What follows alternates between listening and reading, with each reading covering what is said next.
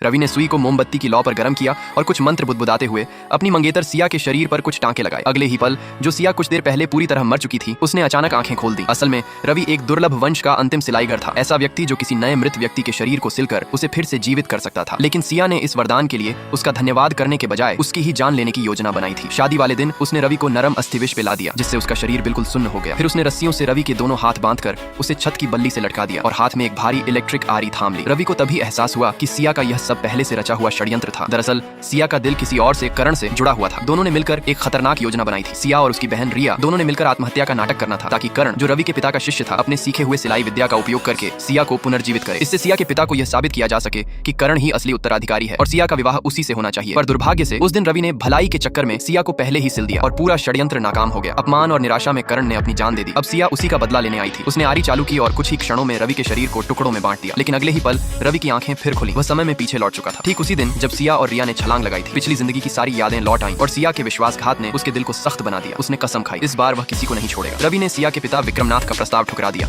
जिसने उससे विनती की थी कि वह उनकी बेटी को फिर से सिल दे। विक्रमनाथ ने लालच में कहा कि वह परिवार की 10% हिस्सेदारी भी दे देंगे। तभी करण भी वहां पहुंचा और उसने सिया की मौत से पहले का एक वीडियो दिखाया, जिसमें सिया किसी रहस्यमय योजना की बात कर रही थी। वीडियो देखकर रवि समझ गया कि सिया भी किसी तरह पुनर्जन्म लेकर आई है, इसलिए उसने अभिनय करते हुए करण को ही सिया को सिलने की अनुमति दे दी। करण ने सिलाई शुरू की, लेकिन रवि ने तुरंत महसूस किया कि उसकी विधि में कोई गड़बड़ है। फिर भी सिया जीवित हो गई और उठते ही विक्रमनाथ से करण के साथ विवाह की अनुमति मांग ली। रवि को यह बात चुभी, क्योंकि यह कला वर्मा वंश की थी और इसे केवल वर्मा परिवार के रक्त वाले ही कर सकते थे। करण तो बस एक गोद लिया बेटा था, फिर वह यह कला कैसे कर पाया? कुछ देर बाद रवि को सच्चाई का अंदेशा हुआ। यह सब पहले से रचा गया खेल था। तभी बाहर से कुछ लोग आए जो चिल्ला रहे थे कि रवि ने उनके पिता से 3 लाख ठगे और उन्हें भी मृतक सिलाई के नाम पर धोखा दिया। रवि समझ गया, यह सब सिया द्वारा भेजे गए किराए के लोग थे। वह तुरंत सबके सामने सिया का पर्दाफाश कर देता है। सिया गुस्से में सब कुछ स्वीकार कर लेती है कि यह सब उसने ही रचा था, ताकि रवि की प्रतिष्ठा मिट जाए और वह उसकी कांस्य सुई पेटी हासिल कर सके, जो सिलाईगरों के वंश की सबसे बड़ी धरोहर थी। वह अपने अंगरक्षकों को आदेश देती है, जो भी पेटी लाएगा उसे 1 करोड़ मिलेगा। सभी अंगरक्षक उस पर टूट पड़ते हैं, लेकिन रवि ने कुछ ही क्षणों में सबको परास्त कर दिया। अब वह पूरी तरह भड़क चुका था। उसने ठान लिया, अगर सिया खेल खेलना चाहती है तो वह भी पूरी बाजी लगाएगा। उसने करण को चुनौती दी, मैं तुम्हारी बहन रिया को जीवन दूंगा और तुम सिया को। देखते हैं 10 दिन बाद कौन सा शव अब भी जीवित रहता है। अगर मैं हार गया तो अपनी सारी दौलत तुम्हें दे दूंगा। सिया ने हंसते हुए कहा, ठीक है रवि, अगर तुम हारे तो इस बार तुम्हें भी वही टुकड़ों में बंटने की सजा मिलेगी जो पिछली बार मिली थी। रवि ने स्वीकार किया और तुरंत रिया पर काम शुरू किया। पर तभी कमरे में एक ठंडी डरावनी हवा चली। रवि ने महसूस किया कि करण ने कुछ गड़बड़ की है। वह चिल्लाया, तुमने वर्मा विद्या की मर्यादा तोड़ी है। मृत देह को अपवित्र नहीं किया जाता। लेकिन अब बहुत देर हो चुकी थी। रिया की देह, जो कुछ क्षण पहले तक शांत थी, अब विकराल रूप लेकर उठ खड़ी हुई। उसकी आंखें काली हो चुकी थी और उसने झपट कर रवि का गला पकड़ लिया।